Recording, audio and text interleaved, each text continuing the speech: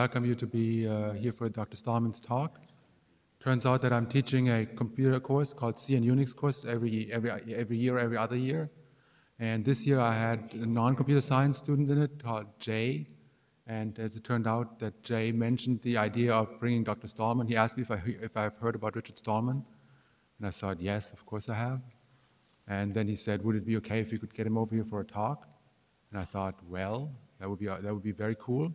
So I didn't think it would happen, but it happened. It worked out. Everything worked out. So we were very glad to have Dr. Stallman here today. But let me introduce Jay, the student that made it all happen. And he's going to introduce Dr. Stallman then. Thank you very much.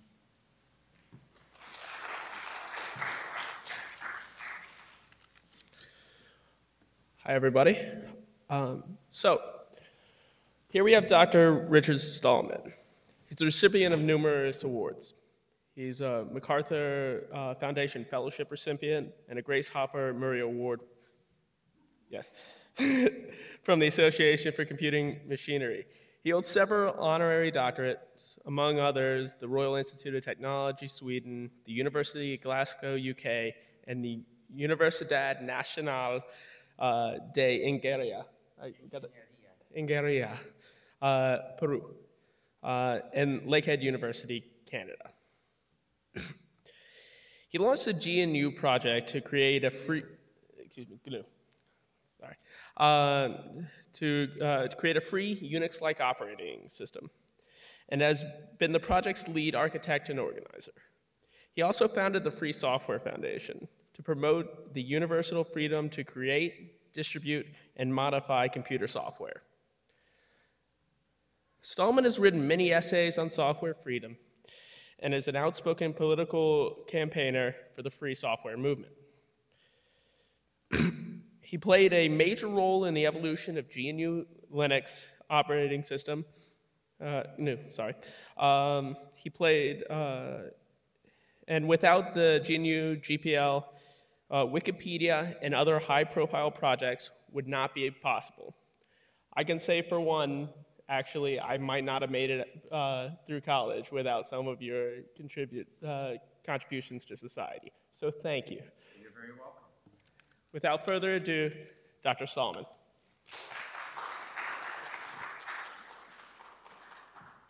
So when you owe something important to free software, you should pay it forward, contribute to the community.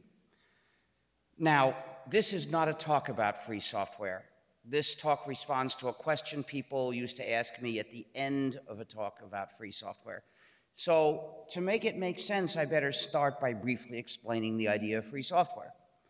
Free software is software that respects your freedom and respects your community. So it's free as in freedom.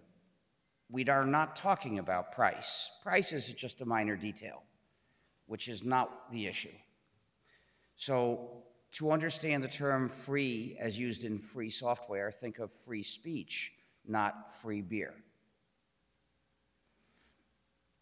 When a program is not free, we call it non-free software, proprietary software, user subjugating software, because those programs establish a system of electronic colonization. A non-free program keeps its users divided and helpless. Divide and rule, that's what colonial systems do. The users are divided because they're forbidden to redistribute it, and they're helpless because they don't have the source code, so they can't change it. They can't even tell what it's really doing to them. And often these programs have malicious features. I'll tell you about some of them today.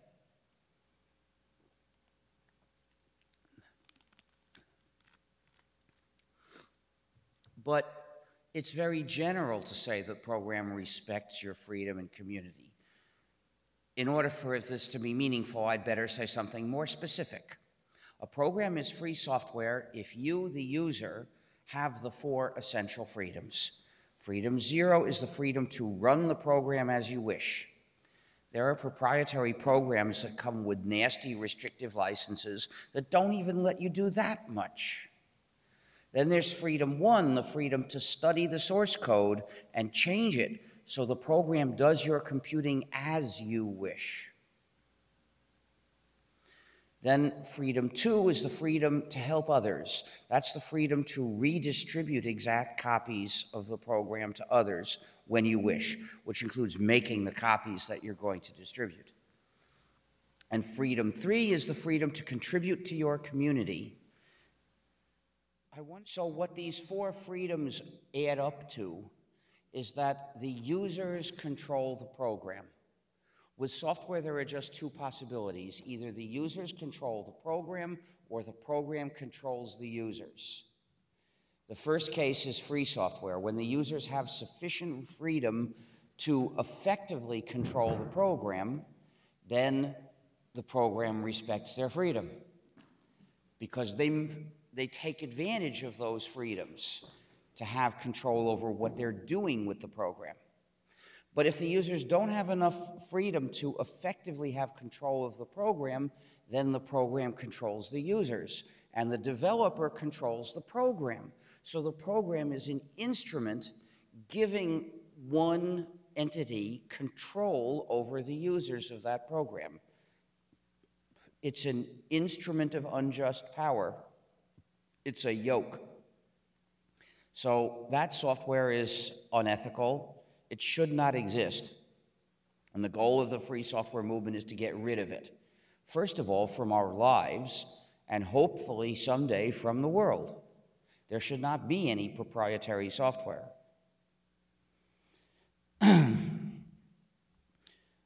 Because you, software users, deserve freedom. Now, to make free software a real possibility, we needed to have a sufficient collection of free software that you could run a computer that way and do the usual things with it.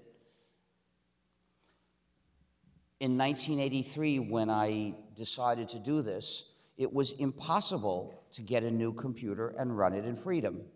They all needed an operating system. The computer won't do anything without an operating system, which is a collection of many programs that do the usual jobs and provide the base for implementing other jobs.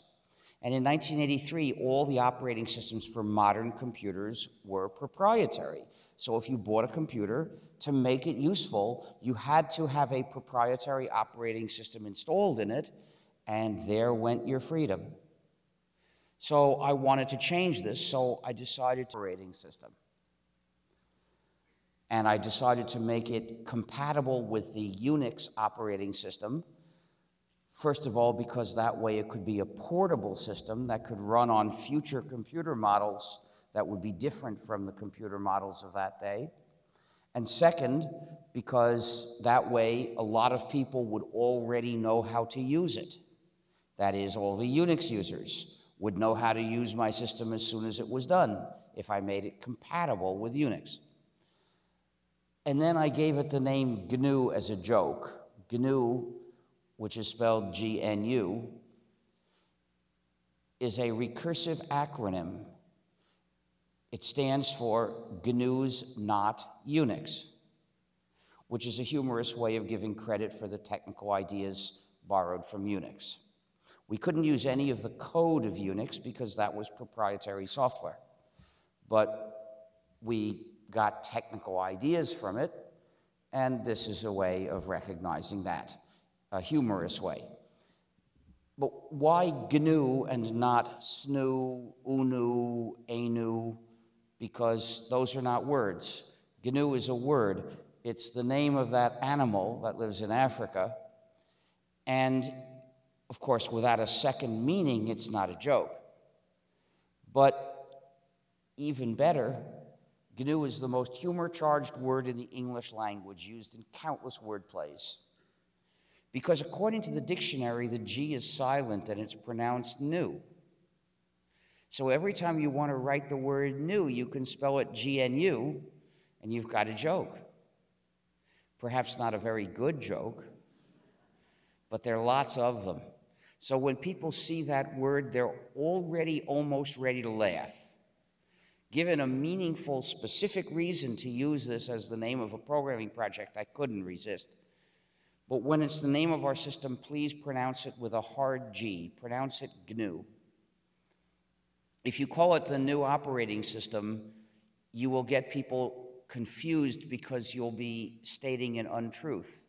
You see, we've been working on it for 27 years now, and we've been using it more or less for 19 years, which means it's not new anymore. But it still is GNU, so be careful to pronounce the name GNU and avoid the various erroneous pronunciations such as new and Linux. When people say they're running Linux, they're really talking about the GNU system together with Linux, which is one important piece of the system as we use it. So there's enough credit to share, but we should get some of it. Please call the system GNU plus Linux or GNU/Linux and give us equal mention. Now, if this were a talk about free software, I'd go on to explain why those 4 freedoms are essential. But instead, I want to address the follow-on question. People would ask me, do these same ideas apply to anything else other than software? Oh, before I finish, before I move on, I should mention that schools, including universities, ethically must teach only free software. And there are many reasons for this. One of them is because the schools have a social mission to educate good citizens of a strong, capable, independent, cooperating, and free society. And in computing, that means teaching the use of free software. Why do some proprietary software developers offer gratis copies of their non-free software to schools?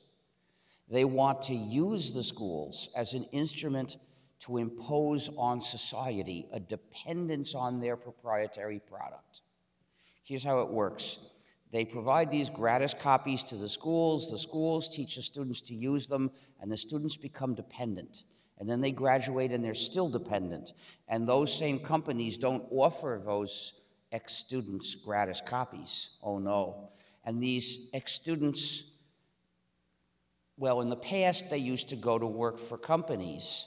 Maybe that won't happen anymore in our right-wing imposed future with these free exploitation treaties, every one of which is designed to attack and weaken democracy. But maybe some will still get jobs and work for companies. Well, the developer won't offer those companies gratis copies. The idea is that the school directs the students down the path of permanent dependence, and they can pull the rest of society along with them into dependence. It's like giving the school gratis needles full of addictive drugs, saying, inject these into your students to make them dependent. The first dose is gratis. Once you're dependent, then you have to pay. The schools, with their social mission, must never do this. Whether this proprietary software is gratis or not, they must not teach people to use it. They've got to educate and graduate free software users ready to be part of a free society. But there is also a reason for education, for the education of the best programmers. There are natural-born programmers, and when they get to be 10 to 13, they're fascinated with software and computing. They want to know how everything works. But when they ask the teacher, how does this program work? If it's proprietary, the teacher can only say, I'm sorry, we're not allowed to find out. It's a secret. And thus education is not allowed in that school. But if the program is free, the teacher can explain as much as he knows and then say, here's the source code. Read it and you'll understand everything. and they will read it because they're fascinated and they yearn to understand. So that gives them the chance to learn a very important lesson, because the teacher can say, if you come across any point you can't figure it out, show it to me and we'll figure it out together. And that way, our natural-born programmer can learn that that code is not clean. You shouldn't write it that way. That's an example of how not to do things. If even these natural-born programmers, who tend to be pretty clever, can't figure out that code, that's really unclear. How do you learn to write good, clear code? By reading lots of code and writing lots of code. You see, a natural-born programmer can write code in many ways that runs correctly, but other people won't be able to figure out why. And that's not good code. So learning to write good, clear code means learning to understand all the things that you shouldn't do because other people would have trouble understanding them. So you have to read lots of code. Only free software offers the opportunity to read lots of code of large programs that we really use. And then you have to write lots of code. And assuming you're going to write code for large programs, you need to learn to do that. You need to start small. But that doesn't mean small programs. The challenges of large programs don't even begin to appear in small programs. So you're not starting even if you write small programs. You have to start small. For this means writing small changes in the code of large programs. And only free software gives you the opportunity to write small changes in existing large programs that really work and are really used. That's how I learned to be a good programmer.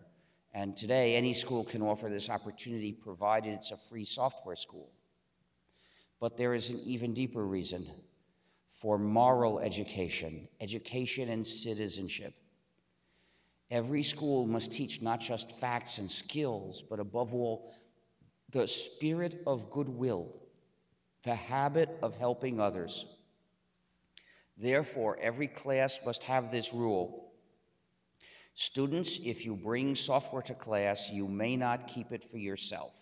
You must share copies with everyone else in the class, including the source code in case someone here would like to learn, because this class is a place for sharing knowledge. In order to set a good example, the school has to follow its own rule. It must bring only free software to class and share copies with all the students. Now, some people advocate teaching proprietary software as well in school so people will know them both. That's like saying that the school lunch should offer water and whiskey so that the students will get used to them both. I think schools should teach good habits, not bad ones.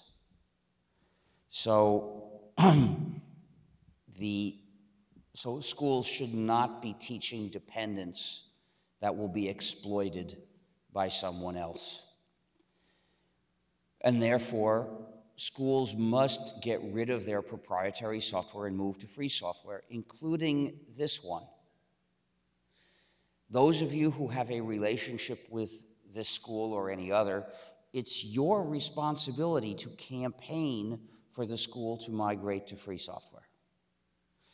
I wouldn't recommend trying to migrate in a week. It takes time to do it to avoid creating unnecessary difficulties. But it can be done in several years. What it mainly requires is moral firmness.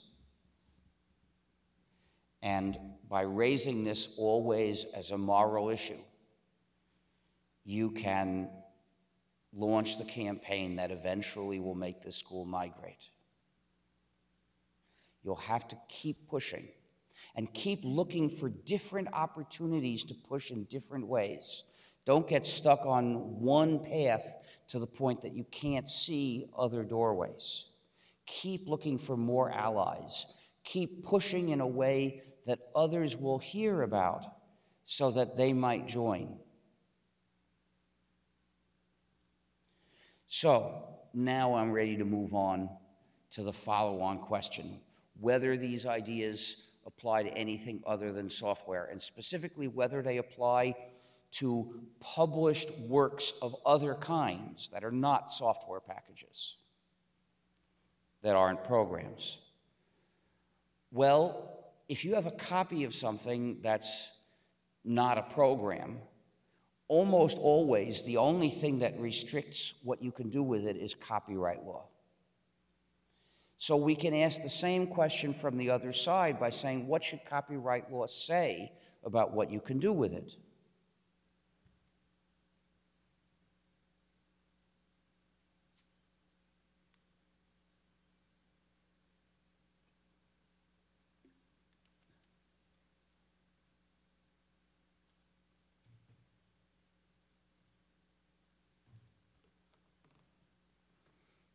Now, copyright has had a history which is connected with the history of copying technology. So it's useful to look at them together as a background for this question.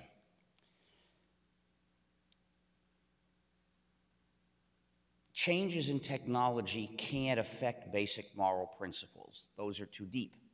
But when we apply our principles to most questions of right and wrong, we do it by looking at the consequences of various things we might do and then judging those consequences.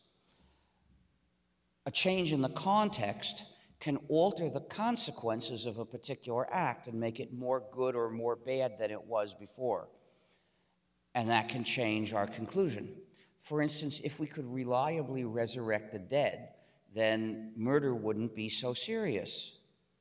The judge would say, you killed him, you have to pay for his new body. Bang. And in the US, we would all need uninsured murderer insurance, but in civilized countries, the National Health Service would pay for that. So let's look at the history of copying technology. Copying began in the ancient world, where it was done with a writing instrument on a writing surface. You would read one copy and you'd write another copy of the same text.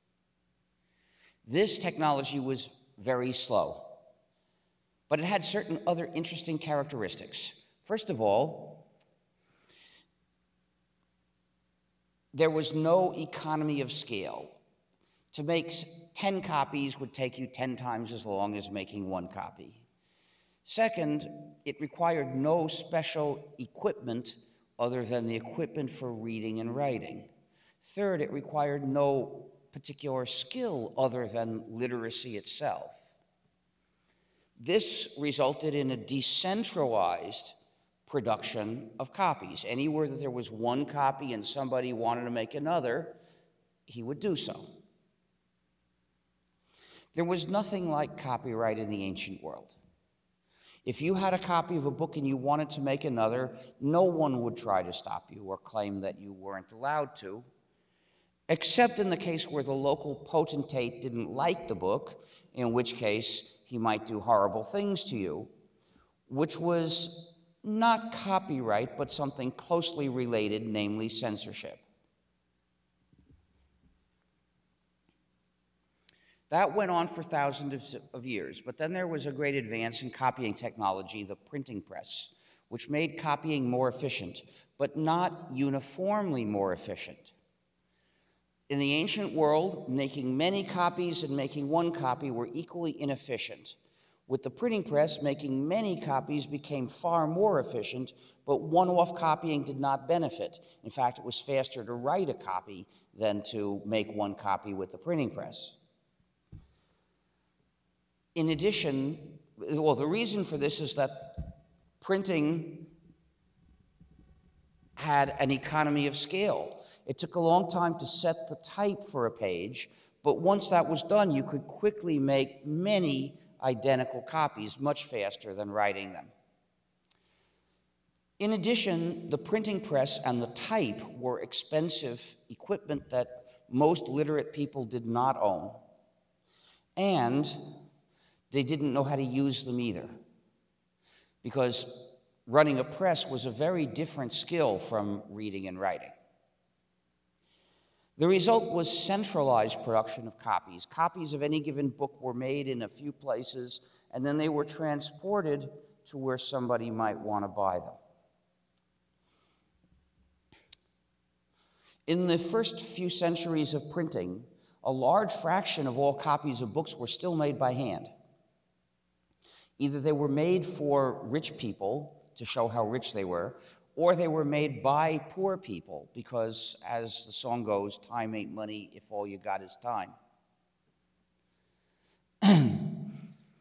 So hand copying continued, but gradually printed copying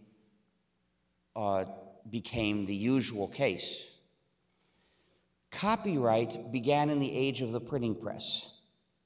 Copyright in England was instituted in 1557, I believe, as a system of censorship, specifically censorship of Protestants. In order to be allowed to publish a book, one was required to ask the state for approval of the book. The approval was granted as a perpetual monopoly to one publisher. This system of censorship was allowed to lapse in the 1680s, and then the publishers demanded their monopoly back, but what they got in the Statute of Anne was something different. Namely, copyright was established as a monopoly for the author, but for a limited time. I think it was 14 years, renewable once. And the idea developed that copyright would be a system of encouraging and facilitating authorship.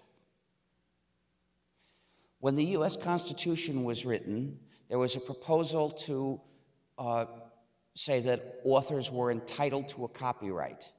This was rejected. Instead, the Constitution says, Congress shall have the power to promote the progress of science and the useful arts by reserving to authors and inventors for a limited time the exclusive use of their respective writings and discoveries. Now, this sentence makes three important points about copyright.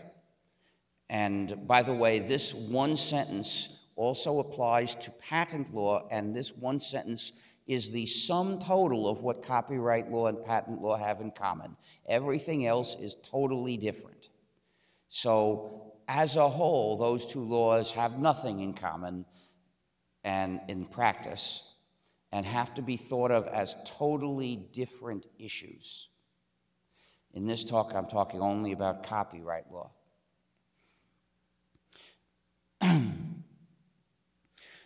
So, first of all, the Constitution does not require copyright. There is no constitutional right of authors to have any sort of such power, because it only says Congress shall have the power to do this. It doesn't say Congress shall. Second, copyright has to last for a limited time. Second, if there is to be a copyright system, its motive, its purpose is to promote progress. It's not justified by any benefits that authors, let alone publishers, hope to get. It's not for their sake at all. They're not entitled to any of this. It's behavior modification. The goal is promoting progress, which is a benefit for the public, not for authors in particular. And third, it has to last for a limited time. Ever since this decision was made, publishers have been trying to get us to forget that it was made. But in the age of the printing press, copyright functioned as an industrial regulation, regulating publishers under the control of authors, but in a system set up to provide benefit to the general public. Because of this, copyright was mostly uncontroversial, easy to enforce, and arguably beneficial.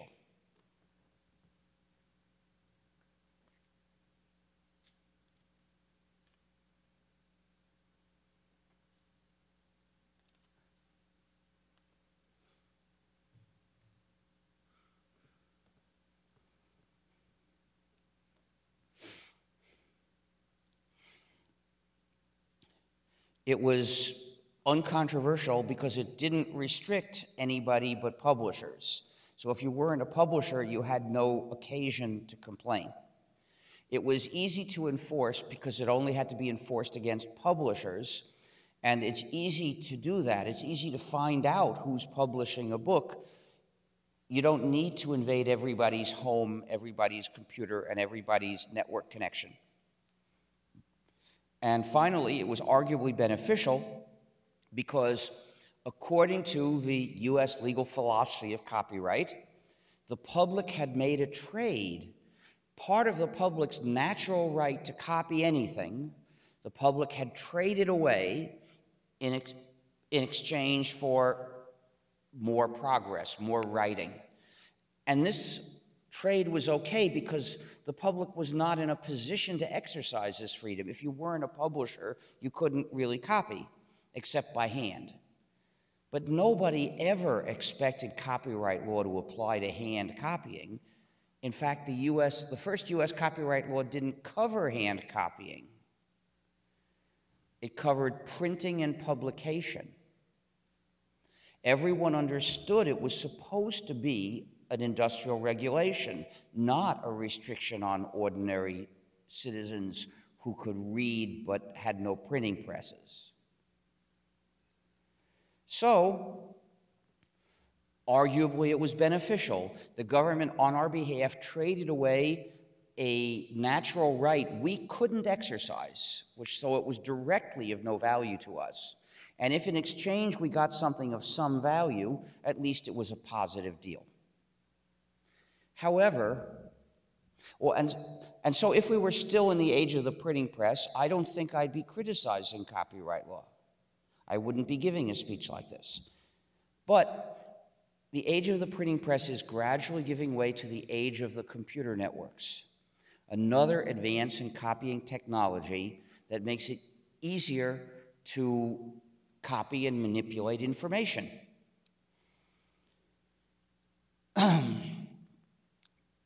The result of this is another improvement in the efficiency of copying. Here's where we were in the age of the printing press. Mass production, very efficient. One-off copying, still about the way it was in the ancient world.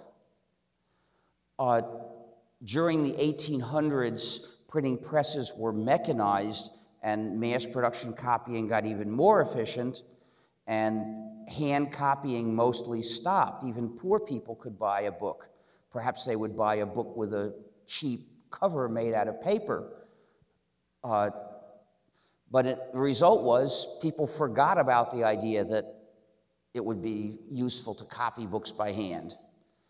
But in any case, there was no particular attempt to enforce copyright law against hand copiers as long as the age of the printing press went on. But now we have another advance of digital technology that brings us here. Again, making copying more efficient and not uniformly so. It's one-off copying that benefits the most, and it becomes almost as efficient as mass production copying.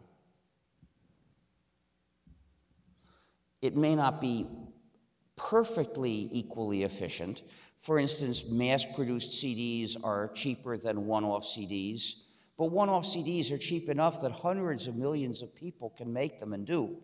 So we are now in a situation more like the ancient world, where anybody who could have a copy can also copy it. The result is that the same copyright law has an effect which is totally different. It no longer operates as an industrial regulation on publishers controlled by the authors and set up to benefit the public. Now it's an intolerable restriction on the general public, controlled principally by the publishers in the name of the authors. As a result, it is no longer uncontroversial. It now restricts every member of society, and people are forming political parties to fight against it. And it's no longer easy to enforce, because enforcing this against every citizen requires draconian methods and often involves discarding basic concepts of justice. And it's not beneficial, because those natural rights that were traded away on our behalf because we couldn't exercise them now are possible for us to exercise. We want to exercise them, and we demand to be allowed to do so. And thus, the government that continues to forbid us to exercise these rights declares itself a public enemy.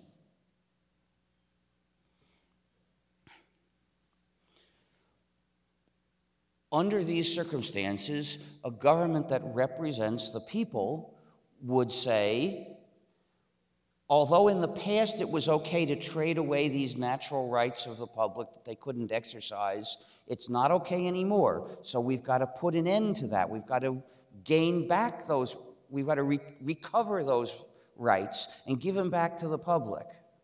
We've got to reduce copyright power. We can measure the sickness of democracy around the world by the tendency of governments to do the exact opposite. They are extending copyright power when they should be reducing it. For instance, there's the dimension of time. When the US copyright law was first set up, I believe copyright lasted 28 years and could be renewed once. Well, that's already a pretty long time, but it has been extended over and over. The last time was in 1998. Copyright was extended 20 years on both past works and future works. Now, how they could encourage the writing of works in the past by extending the copyright on those past works is beyond me. They would need a time machine, and if they have one, they haven't used it. Because our history books don't record that in the 1920s, as authors found out that their copyrights would get extended by 20 more years in 1998, that they set to work with renewed vigor. Why don't they use their time machine and get us more beloved classics? Extending the copyright on future works yet to be written. You'll notice I don't like to use the word create in this context. That's propaganda, I believe, designed to make us think of authors as semi-divine and deserving special privilege over us mortals. And I reject that. I stand with the US Constitution in regard to the basic idea of copyright. So I won't call them creators. In any case, extending copyright on future works could conceivably increase the motivation, the extrinsic motivation to make those works, but not for anybody rational, because economists will tell you, the discounted present value of 20 more years of copyright starting 50 years after your death is so small that it won't have a rational influence on any decision you would make about whether to write something. And if any companies claim that 75 years of copyright for a work made as a job by employees was not enough, that they needed 95 years, we should have challenged them to present their projected balance sheets for 75 years in the future to prove that this was true. Of course, they don't have projected balance sheets so far in the future. Everything they said about the reasons for that law were bogus lip service to the principles that copyright is supposed to exist for. The real reason for that law is that companies which had lucrative monopolies that were scheduled to expire did not want them to expire. For instance, Disney was aware that the copyright on the image of Mickey Mouse would expire, along with the copyright of the first film in which Mickey Mouse appeared. Now, Disney has obtained a great deal from the public domain and is firmly resolved never to contribute anything back. So Disney paid for an extension of copyrights. We refer to that law typically as the Mickey Mouse Copyright Act. So they got 20 more years. However, what the movie companies want is perpetual copyright. They can't explicitly propose this because they don't have enough power yet to amend the US Constitution. But their plan is perpetual copyright on the installment plan. Every 20 years, extend it 20 more years. This way, at any given time, if you point at any given work, there's a date when it's supposedly going to go into the public domain. But don't hold your breath, because that date is like tomorrow. It never comes. By the time you reach that date, their plan is to have postponed it again. So around 2018, we can expect them to try again to extend copyrights, and we're going to have to fight to stop them.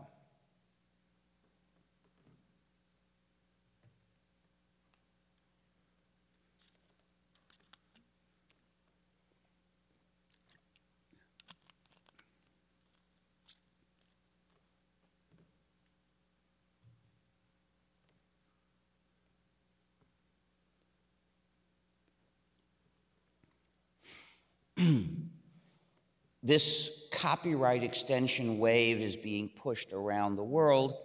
They're now trying it in Canada. But meanwhile, Mexico has gone far beyond the US. In Mexico, they've extended copyright till 100 years after the author's death. I guess the principle is that the great-great-great-great-grandchildren of the author are entitled to an income, which apparently they don't do for any other profession.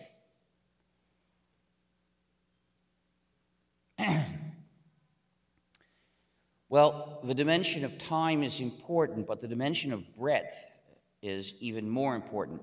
Which uses of the work are covered by copyright? In the age of the printing press, copyright was never supposed to cover all uses of a copyrighted work. There were certain uses of the work that were covered by copyright, but those were the exception in a broader space of free, unrestricted use.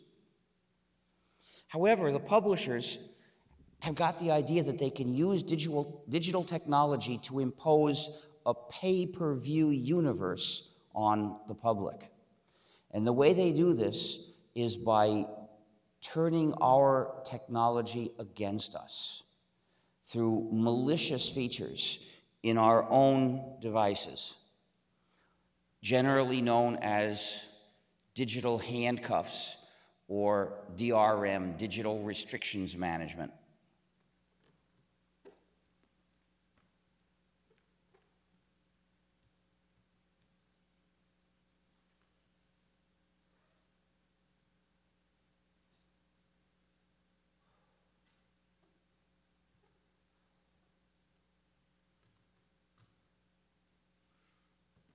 So,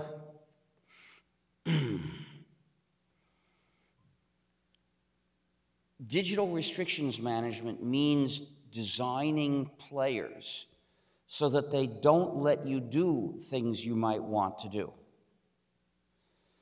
In other words, it means designing the technology to be your prison guard instead of your servant. Generally, this is done using non-free software. The reason is, if it were done in free software, well, with free software, the users control the program. If it were designed such that it was incapable of doing something users wanted to do, users would change it. That's what users do when their freedom is respected. So anyone whose goal is to stop users from doing things, to control the users, has to have recourse to non-free software. So their purpose is to attack users' freedom.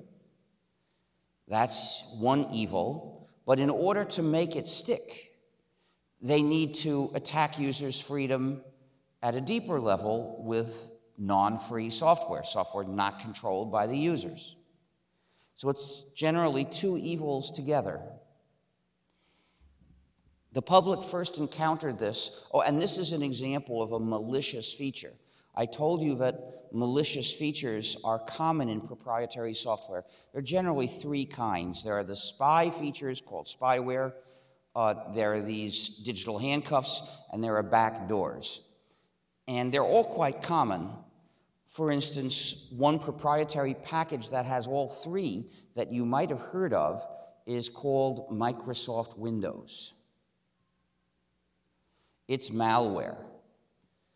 One backdoor in Windows gives Microsoft the power to forcibly impose software changes without asking permission of the nominal owner of the computer.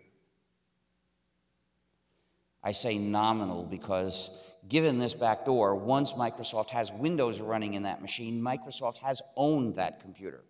So Windows is universal malware. Any malicious feature that's not in Windows today could be installed through this backdoor tomorrow. So you mustn't use Windows. Of course, the Macintosh also has digital handcuffs, and the newer Apple products, the iGrown and the iBad, go even further. Apple has taken control over installation of applications. So you're not even free to install the programs of your choice unless you manage to find a way to break those chains, which is known as jailbreaking, which recognizes that those products are jails. If you've got one of them, throw it away. Another good example is Adobe Flash Player, which is a proprietary program distributed gratis. But gratis doesn't mean it's free software, because that's a matter of freedom, and the users do not have control over Flash Player, and it has malicious features for surveillance and digital handcuffs. So if you made the mistake of installing Flash Player because it was gratis, delete it. Sure, Adobe doesn't make the users pay to be abused, but that doesn't mean you should let them do it. In any case, users first generally encountered digital handcuffs with DVDs.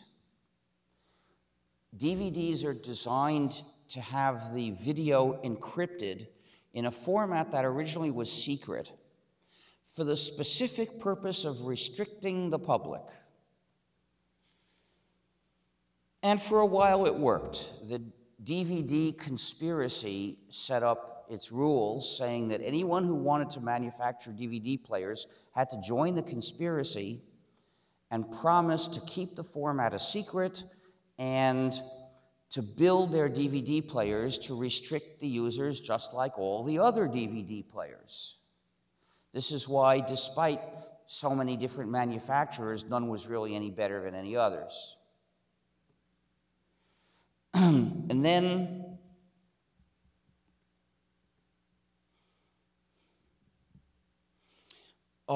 some people figured out the format, and they wrote a free program capable of decoding this encryption.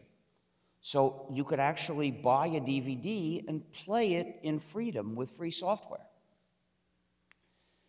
The movie companies didn't like that, so they purchased a law called the Digital Millennium Copyright Act in 1998. And what this law did was it banned free software capable of breaking digital handcuffs. and actually anything capable of breaking digital handcuffs. What they said was, they are on the side of Hollywood and against us.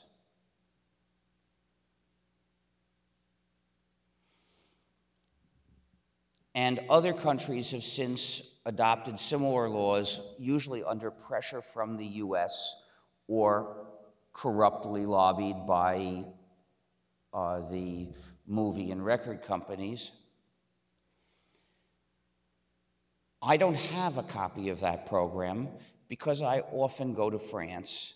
And in France, the possession of a copy of this program is an offense punished by imprisonment. So I prefer simply to have no way to view an encrypted DVD. I don't have any, I don't use any, I have no way to view them, and I'm happy with that. I don't like the companies that corrupted my government and purchased this law. I don't want to give them any money. So in general, I don't see many movies except in airplanes. So,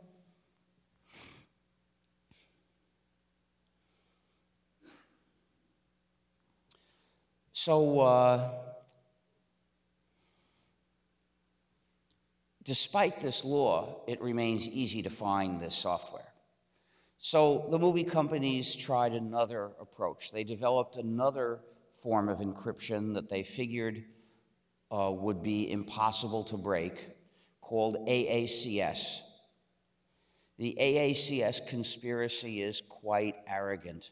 For instance, as of either this year or 2013, I forget which, they dictated that analog video outputs are prohibited. That's how powerful they are. They can impose requirements like that. And they figured that AACS would never be broken. AACS was used in HD DVD and is used in Blu-ray discs. But in fact, it was broken. Somebody published a free program that could do Blu-ray decryption, but it was useless. Without knowing the key, you couldn't actually run it. And then I saw a photo of two adorable puppies with 32 hex digits above them. And I wondered, why put those hex digits in an image with the puppies?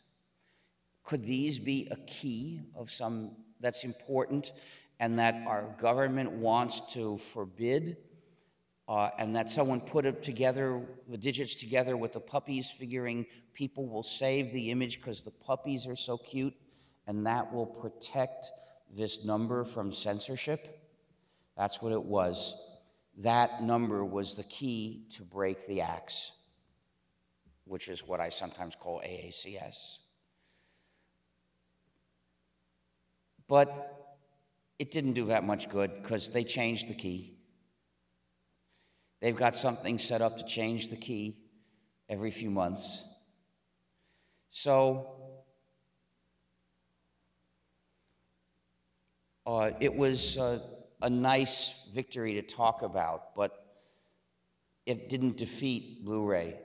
And there's another level of digital restrictions management in Blu-ray, which they change also totally every few months. And it seems hopeless to try to catch up with that. So you've got to regard Blu-ray discs as guns pointed at you. Never use a Blu-ray disc. Never use any product designed to attack your freedom unless you personally have the means to thwart the attack. Don't be the kind of fool who surrenders freedom for convenience, because in a world of people like that, we end up with no freedom.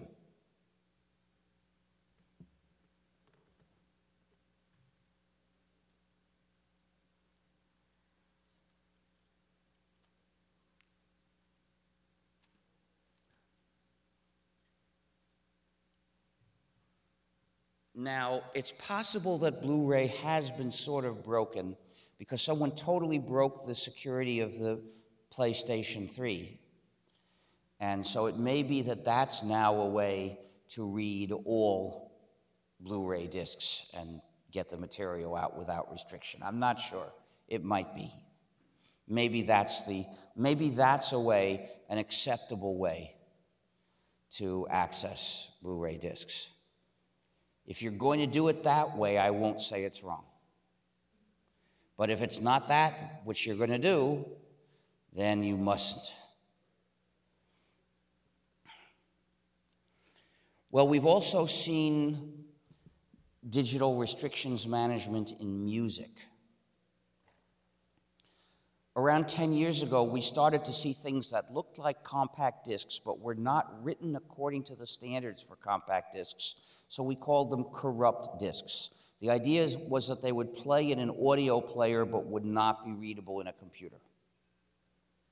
So we had to do things to make lists of these corrupt discs and warn people not to buy them. But in some countries, it was easier because they were not allowed to put the compact disc logo on them since they didn't satisfy the specs, so they had to call them something else.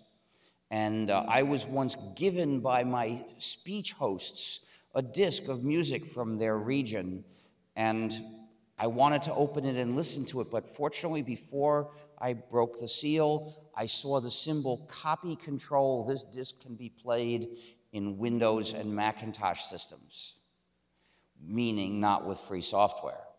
So I gave it back to them and I said, here you see the face of the enemy. Please take this back to the store because they don't deserve to keep your money. So you see what the danger is. Sony came up with a really clever scheme for corrupt discs. Their idea was, instead of distorting the way the tracks were written, they would put a program onto the disc such that if you put the disc into a computer, that program would execute and it would, without asking permission, it would alter the operating system. It altered the operating system, putting in code to restrict what you could do with the music on those discs. In addition, it altered the system, changing a command you would use to investigate what's in the system to hide the presence of that same software. And it also changed the command you could use normally to delete it, so that if you tried to delete that stuff, it would do nothing. This program, which took control of your computer, is known as a rootkit. It's the same thing that a cracker would use to try to take control of a computer, or that some viruses might use. And this was a felony. But it's not the only felony Sony committed, because some of that code was taken from a program released under the GNU General Public License. Now, the GNU General Public License is a free software license. It gives users the 4 freedoms, but it's a special kind of free software license. It's a copyleft license. And copyleft means that when you redistribute, when you use some of that code in another program, the other program has to be under the same license. And when you distribute copies of that other program, you have to make the source code available and give the users a copy of the license so they know their rights. Sony didn't do that. And thanks to laws that Sony helped purchase, commercial copyright infringement is a felony also.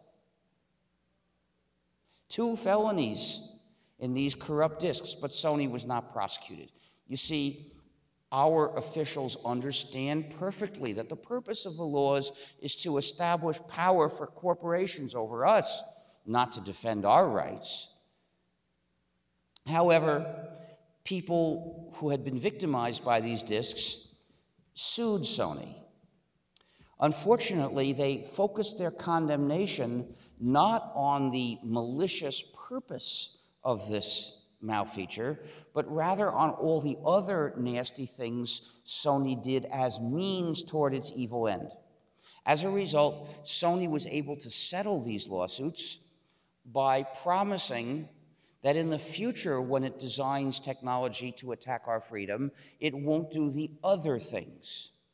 And Sony learned its lesson, because in the future, the rootkit will be built into the computer before you get it, and they will try to make it absolutely impossible to remove.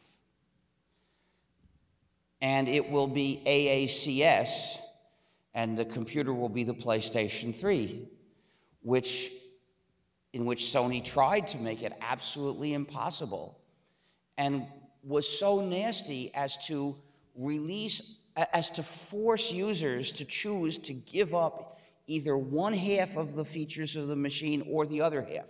They bought the machine thinking it could do these things. Then Sony told them, here's an upgrade. If you don't install the upgrade, these things will stop working. And if you do, these things will stop working.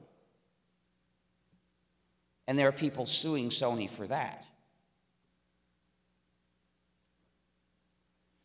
And then last fall, somebody figured out things completely and released information on how to totally break the security of that machine. That is, the security that it imposes on its users, not their protection, not to protect the users, but to control them. It's like the security of a prison. Anyway, it's been broken, and Sony sent the police after the person who did it. This shows how closely our treacherous government is allied to these companies against us. Now, Apple started distributing music with DRM over the internet. And then the record companies found that their deal with Apple was giving them the short end of the stick. Apple was in the driver's seat. They wanted another way to distribute music that didn't involve Apple, but their contract said that they couldn't sell it with DRM anywhere else. So they tried selling music downloads without DRM.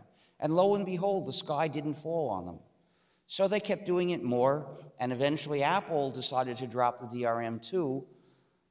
So you could say Apple was responsible for the availability of non-DRM'd music on the net, but it didn't intentionally do this. It was unintentionally responsible and doesn't deserve any credit. And so DRM mostly disappeared in the area of music, but it's trying to make it come back now with various streaming services where they say, run this non-free program and listen to music whenever you like. But you can't save the music. Why not? Well, they pretend that that's a natural consequence of the fact that it's streaming. But really, it's just an arbitrary restriction that they decided to put in. To save that data would be the easiest thing in the world. So why is it you have to listen with a special non-free program? Of course, you should never run a non-free program. They're taking away your freedom. But the reason they make it non-free is to impose this restriction. If it were free, someone would fix it. So we've got to recognize that these streaming services are DRM also. And the most successful one, Spotify, just modified its rules and said that they're going to limit how much time people can spend listening to the music gratuitously streamed. So it shows they've always got power. You shouldn't let them have that power.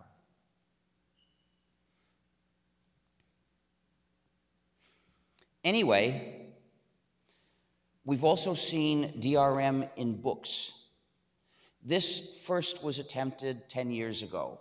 There was a coordinated worldwide PR campaign to encourage ebooks, to convince us that we were all going to love ebooks. We will all be reading ebooks soon. And then the publishers decided to launch their lines, and one publisher had the idea that it could get its encrypted user-restricting ebooks started with a bang among technophiles and early adopters, if it started with a biography of me. So the publisher found an author and sent him to me. He asked for my cooperation, and I said, only if this ebook will be available without encryption and people will be free to share it. The publisher said no, and I said no. And then a few months later, we found another publisher who wanted to publish it on paper and was willing to publish the text online and let people share it. In fact, the book was published under a free license, under the GNU Free Documentation License, which I wrote initially for use in manuals, but you could use it in any kind of book. So it sold for several years on paper, and then they stopped. And the Free Software Foundation has now come out with a revised edition, which is a semi-autobiography. It has my point of view and Sam Williams' point of view in lots of places labeled so you can contrast them. And there are copies back there. If you buy one, I'll sign it. Anyway, ebooks mostly flopped 10 years ago. People just didn't like them.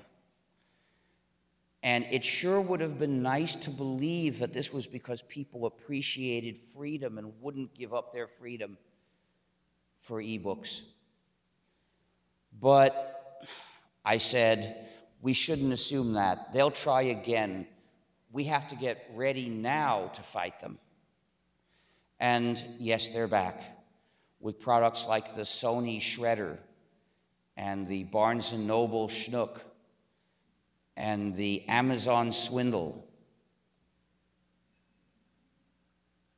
Now, these products are designed to attack the traditional freedoms of readers. For instance, there's the freedom to acquire a book anonymously, paying cash.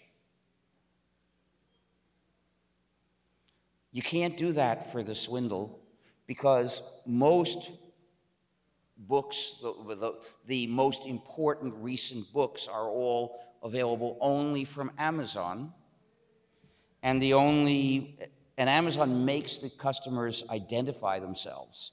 So it's impossible to get those books anonymously in any lawful way. So you've got to choose the lawful way or the ethical way, if you can find an ethical way.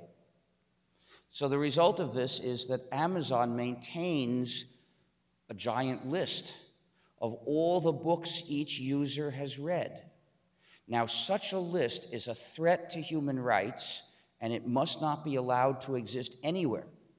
We need not raise the question of whether Amazon in particular can deserve so much trust that we could allow it to have this list, because nobody could possibly deserve that much trust.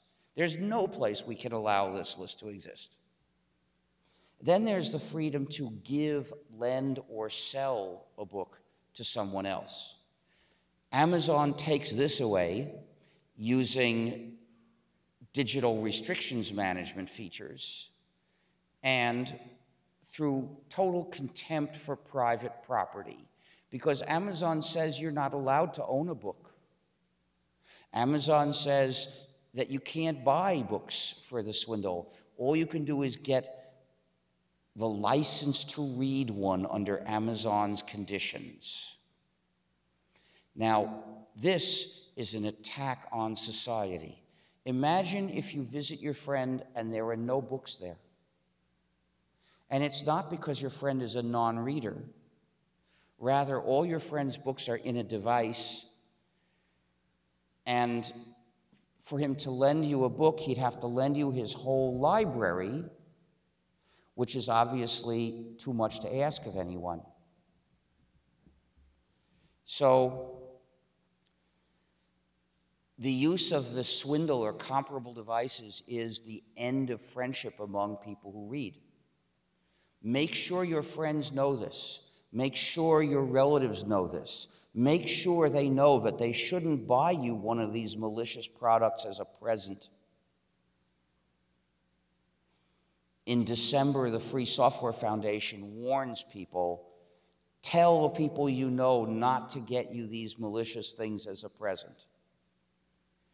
Make sure you've warned your friends before they think of using these devices, because After they pay money to get one, they may be too attached to the money already spent to give up. But if you warn them in advance, if you say, think about whether you want to break off all your friendships with people who read before you get that device, maybe they won't.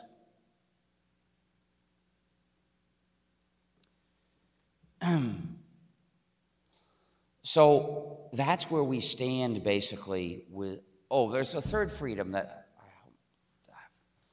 boy, I'm too sleepy today. There's the freedom to keep the book as long as you wish and read it as many times as you wish and perhaps pass it on to your heirs. Amazon takes this away with a back door in the swindle. We know about this back door by observation. In 2009, various users observed the fact that Amazon remotely deleted thousands of copies of a particular book. Some people said the book disappeared as they were in the middle of reading it, and so did all the notes they had put in about the book at the same time. And these were authorized copies that they had been obtained directly from Amazon, so Amazon knew exactly where they were. And the book with which Amazon demonstrated the Orwellian nature of its product was 1984 by George Orwell. After the bad publicity, Amazon said, "We'll never do this again unless ordered to by the state." Very comforting, eh? In Canada, the author and publisher of the Harry Potter books got an injunction against people who had bought the books, ordering them not to read them. A bookstore put the books on sale before the date they were supposed to be available. And people came in and said, "Oh, great, I'll buy it." And then the author was so insanely possessive that she got an injunction ordering those people not to read their books. I responded to this with a boycott of Harry Potter books. I don't say you shouldn't read them. That I leave to the author. I just say you shouldn't buy them. So if you want to read them, borrow a copy. In any case, that's the sort of situation where Amazon would remotely delete them, forcibly remotely delete them. So you mustn't go along with this, and I never will. So this is where we stand with DRM today, and this completes the picture of what treacherous governments have been doing to our freedom for the sake of those corporations, the corporations that they really work for. But if in some country there is government of the people, by the people, for the people, instead of for the corporations, what would it do about copyright? It would reduce copyright power, not necessarily eliminate it, but reduce it. So here are my recommendations. First, time. Copyright should last a much shorter time. I recommend 10 years starting from the date of publication. Why from the date of publication? Because before the book is published, we don't have copies, so it makes no difference to us whether we'd be allowed to copy the copies we don't have. We might as well let the author have as long as it takes to arrange publication and then start the clock.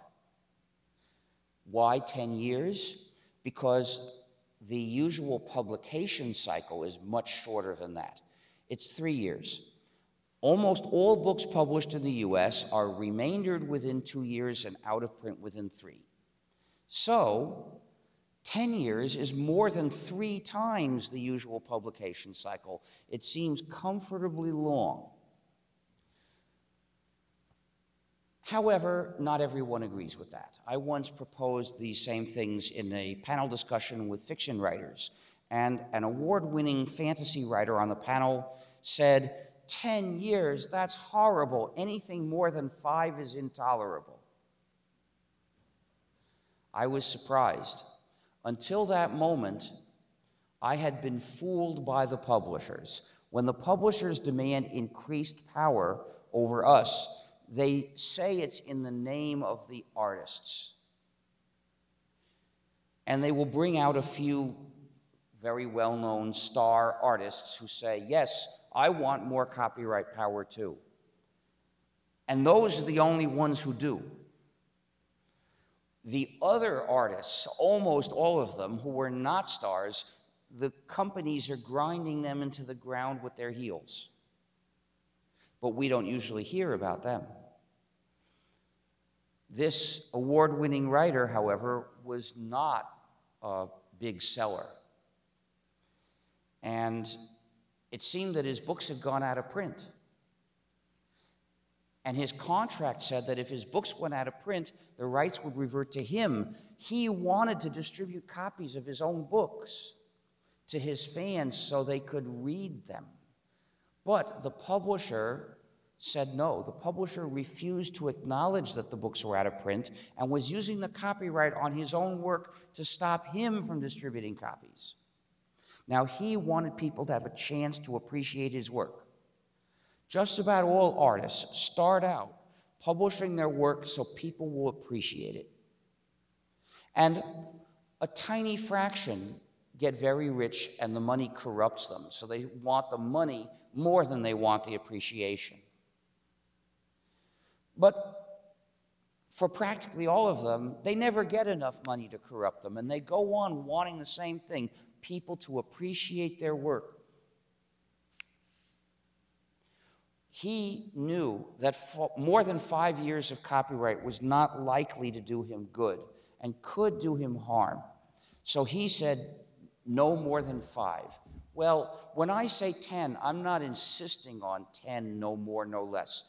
I'm making a suggestion for a first adjustment. I'm not saying 10 is exactly the right number, but if we try 10 years and we let a decade or two go by, then we might decide to adjust it. I just think that that's roughly right. And if everyone else wanted 5 years, I wouldn't object. However, moving from the dimension of time to the dimension of breadth, which uses should copyright cover? For this, I distinguish 3 broad categories of works. There are the works that you use to do a practical job. There are the works that say what certain people thought or think. And there are the works of art and entertainment whose contribution is in the impact of the work. So these are 3 different kinds of contribution to society. And I have a different conclusion according to the kind of contribution the work makes. First of all, there are the works that do a practical job. I call them functional works. This does not mean that there are no aesthetic elements in writing these works, but rather it means that what we appreciate them for is not mainly their aesthetic elements, it's the jobs they do. These include computer programs, recipes, educational works, reference works, text fonts, and other things you could think of. Works which are prized because of the jobs you can do with them. These works must be free. Because if you use the work to do something in your life, if you don't control the work, you don't control your life. Freedom is having control of your own life. So you must be free to adjust the work and change it to do the job you want to do. But once you've done that, it's important for society that you be free to publish your version, because there will be others who would appreciate it, people who want to do the same job you want to do. Or maybe your version is just better at the original job. Either way, you've got to be free to publish it to make it available to them. And as long as commercial publication remains a useful thing, your version has got to be commercially publishable also. But it's absurd to permit publication of modified versions and forbid republication of the unchanged work, because that just makes it necessary for people to make some insignificant modifications as an excuse to be able to publish. So we arrive at the same four freedoms, because you've got to be also free to use the work in your life as you wish. So these works must be free. A person might respond with defeatism.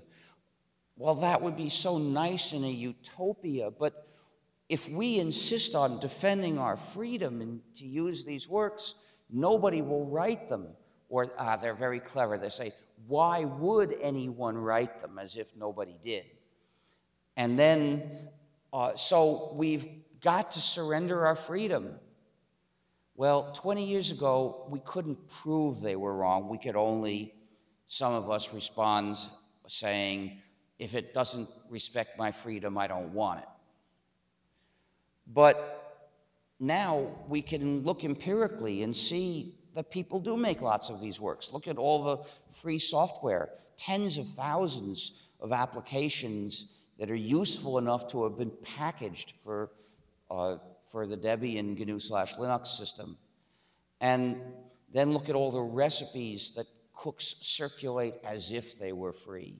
And then look at free reference works such as Wikipedia. And then there are even starting to be free textbooks. And if you do any work on any educational materials, insist on releasing it under a free license. Refuse to do the work otherwise. You should not contribute to non-free textbooks. Insist on adding to the free educational world. In any case, we see enough evidence to know that we shouldn't despair. We should insist on our freedom, and the works will be written, and we can write them too. So that's one category. What about the second category, works that say what certain people think? These include memoirs and autobiographies, essays of opinion, scientific papers, which after all are testimony of the authors.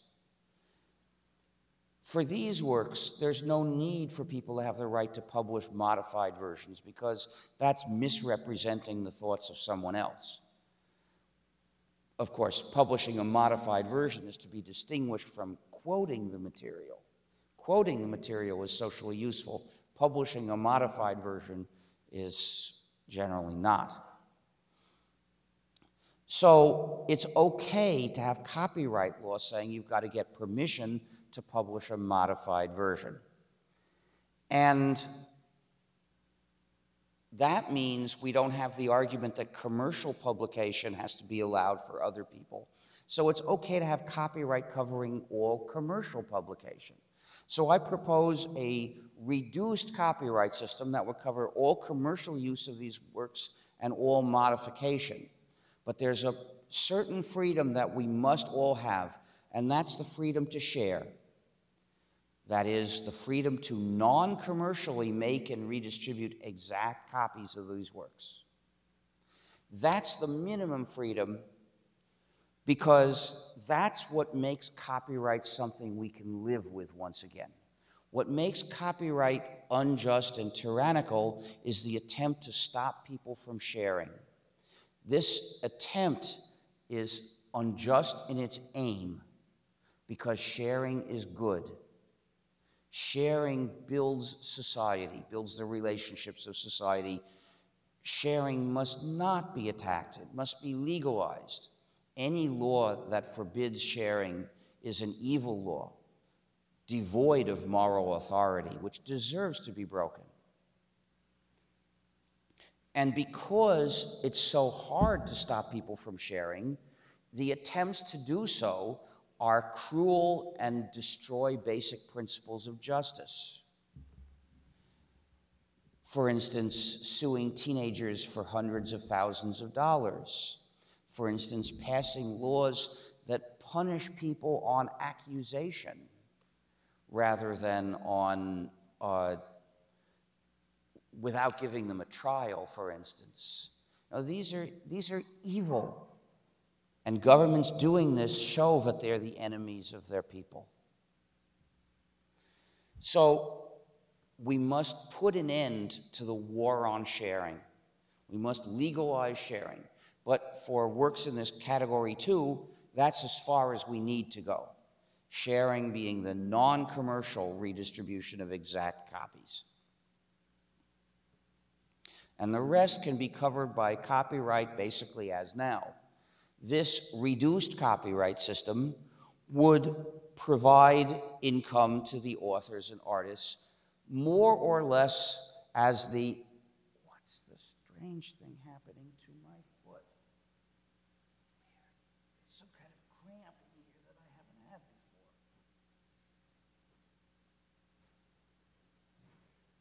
Weird. It's okay now, I guess. Didn't know I could get a cramp this way. No, it's not good for me to speak sitting down. I might fall asleep. I did once. I used to say I could give these speeches in my sleep, but then I actually fell asleep once, so now I know better. But in general, I give a better speech if I'm standing up. So, where was I? Was I finished with the second category or not? That's what I'm not sure of.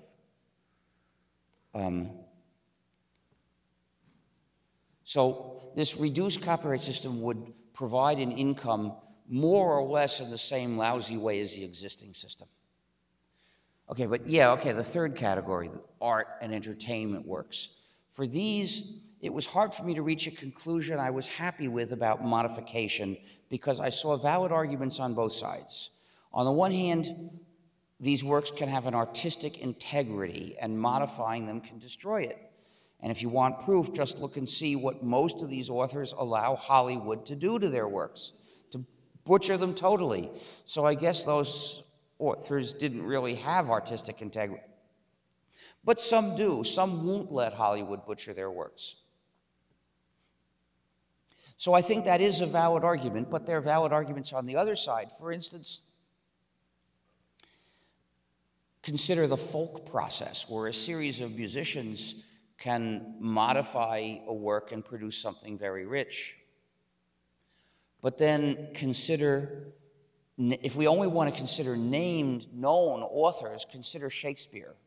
Some of Shakespeare's plays use stories copied from other works that had been published mere decades before. Well, if today's copyright law had been in effect then, those works would have been infringing and they would not have been written. And if Shakespeare or whoever it was who really wrote them had complained, the copyright holders would have said, oh, don't listen to him. He just wants to make a cheap rip-off of this work, which would be no contribution to humanity. And if they had never been written, how could we have been sure that wasn't true? We couldn't have been sure. They would have been talking about a hypothetical work, which we would never see, which would never exist because of copyright law. But because copyright law then didn't work like copyright law today, its primary goal being censorship after all, Shakespeare or whoever it was did write them, and we can say that they're important works of literature. Eventually, I found a way to reconcile these arguments. Modifying an artistic work can be a contribution to art, but it's not super urgent. You could wait 10 years, say. Suppose copyright lasts 10 years. You could wait 10 years for the copyright to expire and then publish your modified version. And we could have requirements saying you have to modify, label it as your modified version. so that people can look at the original, say, and compare. So we could have for 10 years the same reduced copyright system, which covers all commercial use and all modification.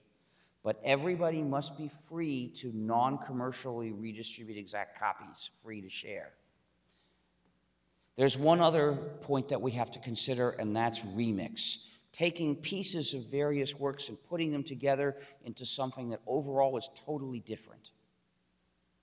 That has to be legal, because the only legitimate purpose of copyright law is to promote progress, meaning making more works. When copyright is interpreted in a way that makes it an obstacle to making totally new works, that means it's working against its purpose. That can only happen when corporations have distorted the system to serve them instead of serving us. So those are my recommendations for what to do with copyright law. And in particular, it means file sharing on the internet must be legal. All the measures proposed to stop file sharing are evil in their heart. They're an attempt to divide us in order to extract money out of us. But it's the greatest evil about them is not the money. The greatest evil in them is the restriction. So we've got to legalize music sharing. The record companies will say, that's horrible, you're stealing from the musicians. That's impossible. The record companies steal it all from the musicians. There's nothing left for us to steal. Except for long-established stars, musicians don't get any money if you buy their records. Theoretically, nominally, a certain fraction of the money, according to the contract, is for the musicians, but the musicians never get it because the publicity and production expenses are treated as an advance to the musicians. They don't go to the musicians, but they're accounted as an advance. And of course, there might be some actual advance. And between those things, what you pay for the record, well, a certain share of it is nominally for musicians, but it just goes from one account in the record company to another account in the record company. And it's almost unheard of for a record to sell so many copies that the musicians start to get anything. A record can go platinum, according to a sample set of figures I saw, without selling enough that the musicians start to get any money when people buy it. So, how do musicians get any money? Not from record sales. They get a little bit from the advance, but that's not enough to live on, typically. So the way they make money is from their concerts. People pay to get into the concert, and they may buy stuff too. That way, the musicians make some money, although the record companies are now worming their way into that too. Now, this does not mean that musicians get no benefit from having a record contract.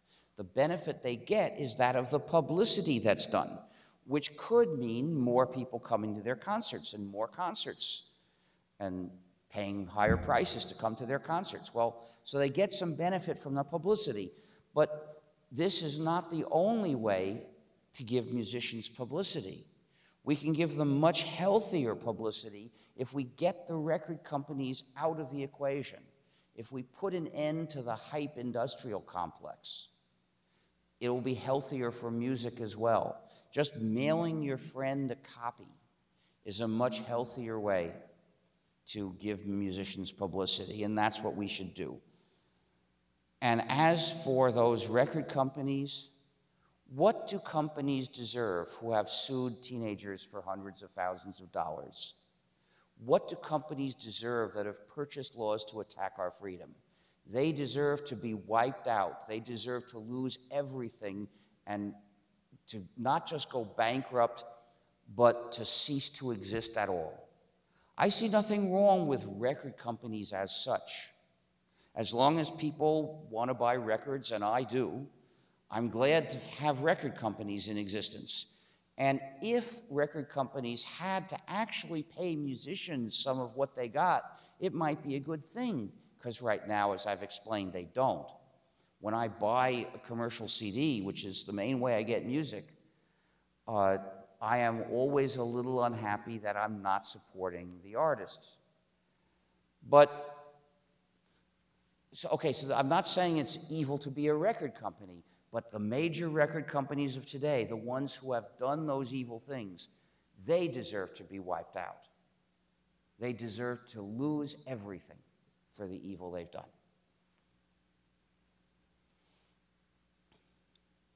And what about movies? You've probably heard the astronomical sums cited as the cost of making movies. Could there still be movies under the system I've proposed? Well, first of all, according to a producer I spoke with, the majority of those figures is actually publicity, not making a movie at all. But even that much has been exaggerated greatly through creative accounting. So the real cost of making those movies is a lot less than what they say. Then look at the fact that a lot of use of movies is commercial use, showing them in theaters, showing them on airplanes or in trains now, and buses too, broadcasting them on TV. It's commercial use. So that would be covered by my proposed reduced copyright system, just as it is by the present system. Between those two, I think they could still make movies. But the other thing is, maybe instead of making things full of special effects whose main goal is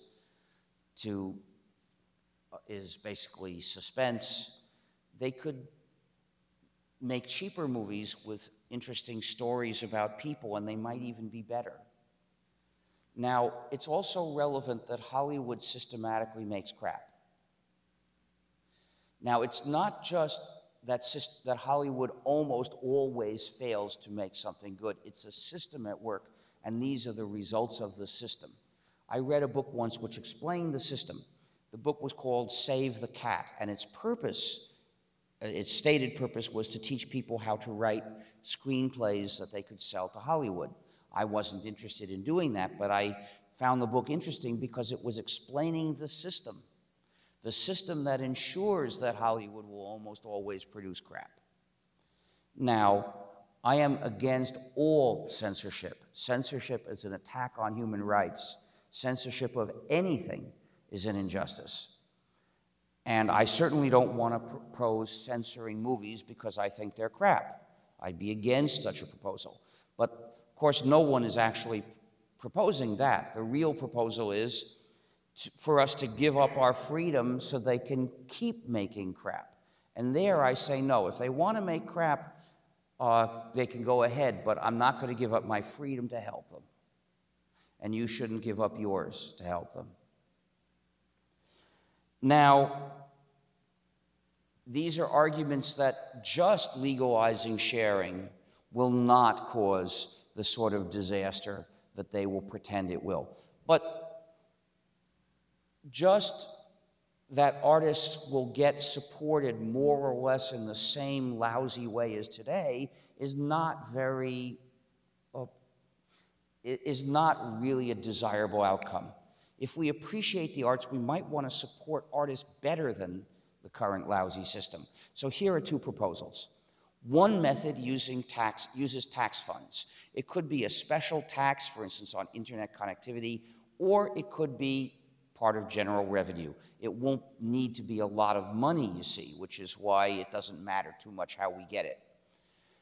The point is to spend this money, to transfer this money directly to artists of various kinds in proportion, as a function of their success, which is what copyright is supposedly doing, but not in linear proportion. You see, the two flaws with the existing system are, first of all, a lot of the money goes to businesses and not to the artists. Second, it's distributed in an inefficient way among the artists, because a lot goes to a few stars and most artists get very little. And as I pointed out, they don't even get a proportional amount. But really, if our goal is to support a diversity of art, and that's the logic behind copyright law, we can achieve that goal better if we distribute the money in a thoughtful way. So what I suggest is, instead of linear proportion to popularity of any given artist, let's use the cube root. The cube root looks like this. So suppose star A is 1,000 times as popular as fairly successful artist B. With linear proportion, A would get 1,000 times as much money as B, which means that either we don't give B enough to live on, or we make A tremendously rich. This is inefficient use of the money. But if we use the cube root, then A, being 1,000 times as popular, will get 10 times as much money as B, meaning that most of the money will go to adequately support a lot of artists who are fairly popular. And yes, each star will get more than a non-star, but not tremendously more, just somewhat more. So the result is we won't be using most of this money to make a few stars very rich. We'll be using most of the money to support fairly popular artists and a larger number of them. And that's why much less money will suffice to better support a larger number of artists. The other method that I've proposed is through voluntary payments. Suppose each player had a button you could push to send $1 to the artists, namely those who made the current work or the last work played. And you could push it or not. You could push it as often as you like, or not. And I think all of you could push this button once a week, and you'd never notice the decrease in your own wallet. You wouldn't care. So why would you hesitate? In fact, I think a lot of you could probably push it once a day and not begrudge that money. It's not that much money. Of course, there are some people who can't. There are poor people who can't afford to send $1 to some artists. And they shouldn't have to. We don't need to squeeze money out of poor people to support artists. There are enough non-poor people who'll be glad to do it. In fact, there are artists who are already finding that voluntary payments support them well. Jean Sibbery put her music in her website and said, download it and pay me as much as you like. And I've read that on the average she gets more than $1, whereas the major record companies charge $1. So by telling people that they can pay whatever amount they want, she gets more.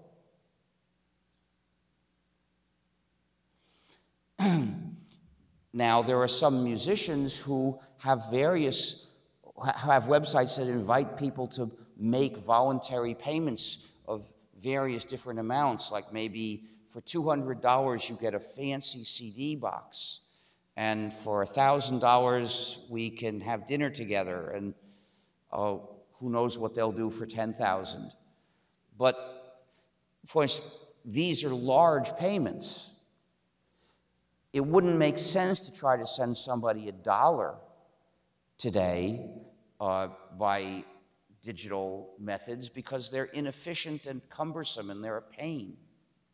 So the change I'm proposing is make it painless. After all, why would you not send $1 to some artists? The main reason is it's too much work. It's not because of $1.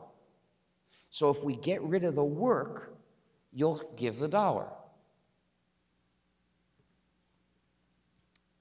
So those are my proposals. Other variants can be set up. The point is that these are ways of supporting artists that are not based on trying to control who has copies.